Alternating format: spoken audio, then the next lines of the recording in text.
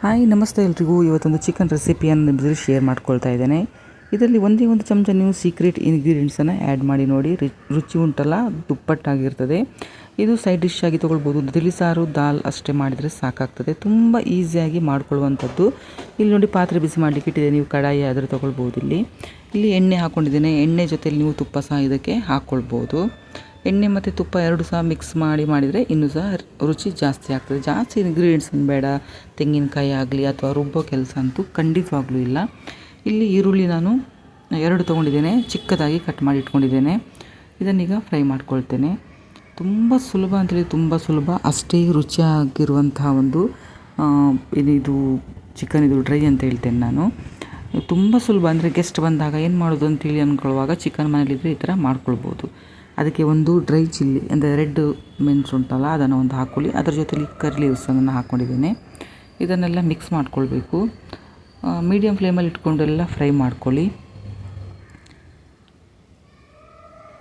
ನೀವು ಒಮ್ಮೆ ಮಾಡಿದರೆ ಇದನ್ನು ಪದೇ ಪದೇ ಇದನ್ನೇ ಮಾಡಿ ತಿಂತೀರ ನೀವು, ಅಷ್ಟು ಟೇಸ್ಟಾಗಿರ್ತದೆ. ಇದಕ್ಕೀಗ ಶುಂಠಿ ಬೆಳ್ಳುಳ್ಳಿ ಪೇಸ್ಟನ್ನು ಆ್ಯಡ್ ಮಾಡಿದ್ದೇನೆ. ನೀವು ಫ್ರೆಶ್ ಆಗಿ ಸಹ ಅಂದರೆ ಕಟ್ ಮಾಡಿ ಜಜ್ಜಿ ಸಹ ಇದಕ್ಕೆ ಹಾಕ್ಕೊಳ್ಬೋದು. ಶುಂಠಿ ಬೆಳ್ಳುಳ್ಳಿ ಪೇಸ್ಟ್ ಇದ್ದರೆ ಅದನ್ನೇ ಹಾಕ್ಕೊಳ್ಳಿ. ಇದಕ್ಕೆ ಹಸಿ ವಾಸನೆ ಹೋಗುವಷ್ಟು ನೀವು ಫ್ರೈ ಮಾಡ್ಕೊಳ್ಬೇಕು. ರೆಡ್ ಚಿಲ್ಲಿ ಎಲ್ಲ ಹಾಕಿರೋಗೋಸ್ಕರ ಅದರ ಫ್ಲೇವರ್ ಒಂಥರ ಬೇರೆ ಥರ ಇರ್ತದೆ. ಖಂಡಿತ ಟ್ರೈ ಮಾಡಿ, ತುಂಬ ಇಷ್ಟಪಟ್ಟು ತಿಂತಾರೆ. ಮತ್ತು ಇನ್ಸ್ಟೆಂಟಾಗಿ ಸಹ ಮಾಡ್ಬೋದು. ಇದಕ್ಕೀಗ ಟೊಮೆಟೊ ಸಹ ಹಾಕ್ಕೊಂಡು ನೋಡಿ. ಚಿಕ್ಕ ಟೊಮೆಟೊ ಒಂದು 2 ತೊಗೊಂಡಿದ್ದೆ ನಾನು. ಅದನ್ನೇ ಹಾಕಿ ಫ್ರೈ ಮಾಡ್ಕೊಳ್ತೇನೆ. ಟೊಮೆಟೊ ಎಲ್ಲ ಚೆನ್ನಾಗಿ ಬೇಯಬೇಕು. ಅಷ್ಟು ತನಕ ನೀವು ಇದನ್ನು ಫ್ರೈ ಮಾಡ್ಕೊಳ್ಬೇಕು. ಇಲ್ಲಿ ಚಿಕನಿಗೆ ಮಸಾಲೆ ಹಚ್ಚಿ ಇಡೋದು ಆ ಥರ ಏನಿಲ್ಲ. ಡೈರೆಕ್ಟಾಗಿ ಕ್ಲೀನಾಗಿ ತೊಳೆದು ಚಿಕನ್ ನಮಗೆ ಯಾವ ಪೀಸ್ ಬೇಕು ಆ ಥರ ಒಂದು ಪೀಸಸ್ ಮಾಡಿದ್ದಕ್ಕೆ ಆ್ಯಡ್ ಮಾಡ್ಕೊಳ್ಬೋದು. ನೋಡಿ ಟೊಮೆಟೊ ಹಾಕಿ ಸಹ ನಾನಿಲ್ಲಿ ಫ್ರೈ ಮಾಡ್ಕೊಳ್ತಾ ಇದ್ದೇನಲ್ವ. ನೀವು ಉಪ್ಪನ್ನು ಈಗಲೇ ಆ್ಯಡ್ ಮಾಡ್ಕೊಳ್ಬೋದು. ರುಚಿಗೆ ತಕ್ಕಷ್ಟು ಉಪ್ಪನ್ನು ಸಹ ನಾನಿಲ್ಲಿ ಆ್ಯಡ್ ಮಾಡಿದ್ದೇನೆ. ಬೇಕಂತೇಳಿದರೆ ಮತ್ತೆ ಆ್ಯಡ್ ಮಾಡ್ಬೋದು. ಉಪ್ಪನ್ನು ಹಾಕಿರೋಗೋಸ್ಕರ ನೀರುಳ್ಳಿ ಮತ್ತು ಟೊಮೆಟೊ ಎಲ್ಲ ಬೇಗ ಫ್ರೈ ಆಗ್ತದೆ. ಆಲ್ಮೋಸ್ಟ್ ಆಗಿದೆ ಅಲ್ವ. ಇದೀಗ ಅದಕ್ಕೀಗ ಚಿಕನನ್ನು ಆ್ಯಡ್ ಮಾಡಿದ್ದೇನೆ ನೋಡಿ. ಚಿಕನನ್ನು ಹಾಕಿದ ನಂತರ ಸ್ವಲ್ಪ ಫ್ಲೇಮನ್ನು ಹೈ ಮಾಡಿ ಇಟ್ಕೊಳ್ಳಿ. ಹೈ ಫ್ಲೇಮಲ್ಲೇ ನೀವು ಚಿಕನನ್ನು ಸ್ವಲ್ಪ ಫ್ರೈ ಮಾಡ್ಕೊಳ್ಬೇಕು. ಅದರ ನಂತರ ಮೀಡಿಯಮ್ ಮತ್ತು ಲೋ ಫ್ಲೇಮ್ ಮಿಡ್ಲಲ್ಲಿ ಇಟ್ಕೊಂಡು ನೀವು ಮಸಾಲ ಪೌಡಿಯನ್ನೆಲ್ಲ ನೀವು ಇಲ್ಲಿ ಹಾಕ್ಕೊಳ್ಬೋದು. ನಾನು ಇಲ್ಲಿ ನಿಮಗೆ ಸೀಕ್ರೆಟ್ ಇಂಗ್ರೀಡಿಯೆಂಟ್ಸ್ ಒಂದನ್ನು ಹೇಳಿದ್ನಲ್ಲ ಅದನ್ನು ಹೇಳ್ತೇನೆ. ವಿಡಿಯೋ ಫುಲ್ ನೋಡಿ, ಎಲ್ಲಿ ಸಹ ಸ್ಕಿಪ್ ಮಾಡಬೇಡಿ. ಮಸಾಲೆ ಜೊತೆಲಿ ಇದನ್ನೆಲ್ಲ ಚೆನ್ನಾಗಿ ಮಿಕ್ಸ್ ಮಾಡ್ತಾ ಇದ್ದೇನೆ. ಇದಕ್ಕೀಗ ಅರಿಶಿನ ಪುಡಿ ಹಾಕ್ಕೊಳ್ತೇನೆ. ಒಂದು ಅರ್ಧ ಅಂದರೆ ಸ್ವಲ್ಪ ನೀರು ಆರೋ ತನಕಷ್ಟು ನೀವು ಫ್ರೈ ಮಾಡ್ಕೊಳ್ಳಿ. ಅದರ ನಂತರ ಅರಿಶಿನ ಪುಡಿ ಹಾಕ್ಕೊಳ್ಳಿ. ಅರಿಶಿನ ಪುಡಿ ಹಾಕಿದ ನಂತರ ಪುನಃ ಒಮ್ಮೆ ನೀವು ಇದನ್ನು ಮಿಕ್ಸ್ ಮಾಡ್ಕೊಳ್ಳಿ. ಈಗ ರೆಡ್ ಚಿಲ್ಲಿ ಪೌಡರನ್ನು ಸಹ ಹಾಕ್ತೇನೆ. ಖಾರಕ್ಕೆ ಎಷ್ಟು ಬೇಕು ನಿಮಗೆ ಅಷ್ಟನ್ನು ಹಾಕ್ಕೊಳ್ಳಿ. ನಾನಿಲ್ಲಿ ಒಂದು 2 ಚಮಚದಷ್ಟು ಖಾರದ ಪುಡಿಯನ್ನು ಇಲ್ಲಿ ಆ್ಯಡ್ ಮಾಡಿದ್ದೇನೆ. ಇದಕ್ಕೀಗ ಧನಿಯಾ ಪೌಡರನ್ನು ಹಾಕ್ಕೊಳ್ತೇನೆ. ಅದರ ಜೊತೆಯಲ್ಲಿ ಸ್ವಲ್ಪ ಜೀರಾ ಪೌಡರು ಮತ್ತು ಸ್ವಲ್ಪ ಗರಂ ಮಸಾಲೆ ಪೌಡರನ್ನು ಸಹ ಇಲ್ಲಿ ಆ್ಯಡ್ ಮಾಡ್ಕೊಳ್ತೇನೆ. ಎಲ್ಲ ಮಿಕ್ಸ್ ಮಾಡಿ ನೀವು ಮಿಕ್ಸ್ ಮಾಡ್ಕೊಳ್ಬೇಕು. ಎಲ್ಲ ಮೀಡಿಯಮ್ ಫ್ಲೇಮಲ್ಲಿ ಇಟ್ಕೊಂಡು ಎಲ್ಲ ಮಿಕ್ಸ್ ಮಾಡ್ಕೊಳ್ಳಿ. ನೀವು ಚಿಕನನ್ನು ಎಷ್ಟು ಕ್ವಾಂಟಿಟಿಲಿ ತೊಗೊಂಡಿದ್ದೀರ ನೋಡಿ ಅಷ್ಟನ್ನು ನೀವು ಇಲ್ಲಿ ನೋಡಿಕೊಂಡು ಮಸಾಲೆ ಪೌಡರನ್ನು ಆ್ಯಡ್ ಮಾಡಿ. ಖಾರಕ್ಕೆ ಸಹ ನೋಡಿಕೊಂಡು ಆ್ಯಡ್ ಮಾಡ್ಕೊಳ್ಳಿ.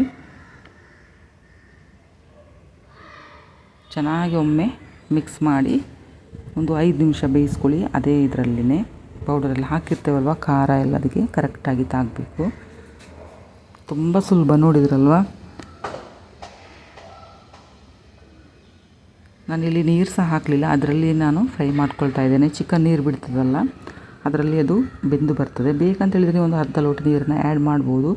ನಾನಿಲ್ಲಿ ಪುನಃ ಸ್ವಲ್ಪ ಉಪ್ಪನ್ನು ಸಹ ಆ್ಯಡ್ ಮಾಡಿದೆ. ನೋಡಿಕೊಂಡು ನೀವು ಉಪ್ಪನ್ನು ಹಾಕ್ಕೊಳ್ಳಿ. ಉಪ್ಪು ಹಾಕಿ ಪುನಃ ನಾನಿಲ್ಲಿ ಮಿಕ್ಸ್ ಮಾಡಿ ನೀರು ಬೇಕಂತೇಳಿದರೆ ಒಂದು ಅರ್ಧ ಗ್ಲಾಸಿನಷ್ಟು ನೀರನ್ನು ಹಾಕಿ ನೀವು ಪುನಃ ಇಲ್ಲಿ ಮುಚ್ಚಳ ಮುಚ್ಚಿ ಬೇಯಿಸ್ಕೊಳ್ಬೋದು. ನಾನು ಸೀಕ್ರೆಟ್ ಇಂಗ್ರೀಡಿಯೆಂಟ್ಸ್ ಹೇಳಿದ ನೋಡಿ, ಇಲ್ಲಿ ಕಾಳು ಮೆಣಸು ಮತ್ತು ಸೋಂಪಿನ ಕಾಳನ್ನು ತೊಗೊಂಡಿದ್ದೀನಿ 1 ಚಮಚ. ಅದನ್ನು ನೀವು ಹುರಿದು ಪುಡಿ ಮಾಡಿ ಇಟ್ಕೊಳ್ಬೇಕು. ಜಾಸ್ತಿ ಚಿಕನ್ ತೊಗೊಂಡ್ರೆ ಸ್ವಲ್ಪ ಜಾಸ್ತಿ ಪುಡಿ ಮಾಡಿ ಒಂದು 2 ಚಮಚದಷ್ಟು ಬೇಕಾಗ್ತದೆ.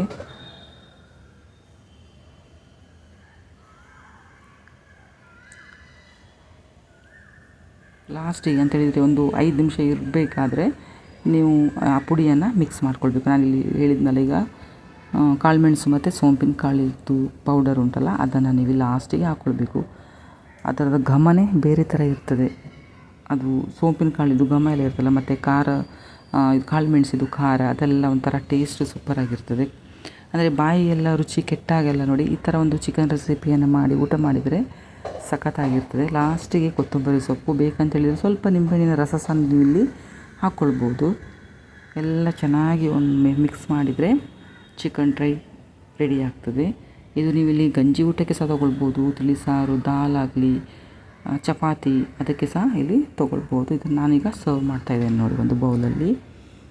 ಎಷ್ಟು ಚೆನ್ನಾಗಿ ಕಾಣ್ತದಲ್ಲ.